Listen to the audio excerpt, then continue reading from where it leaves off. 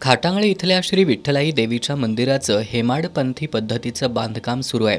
या मंदिराच्या दगडी स्लॅब पूजनाचा कार्यक्रम नुकताच आमदार पी.एन. पाटील यांच्या हस्ते संपन्न झाला।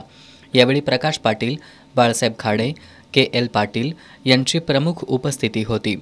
यावेळी बोलताना आमदार पी.एन. पाटील यांनी विठ्ठलाई मंदिराचा ब वर्ग तीर्थक्षेत्रात समावेश करण्यासाठी प्रयत्नशील राहू अशी ग्वाही दिली। मंदिर समितीचे अध्यक्ष के.एल. पाटील यांनी आत्तापर्यंत मंदिराच्या बांधकामासाठी 81 लाख रुपये लोकवर्गणी जमा झाली असून आमदार पी.एन. पाटील यांनी 20 लाख रुपयांचा निधी दिला असल्याचं सांगितलं।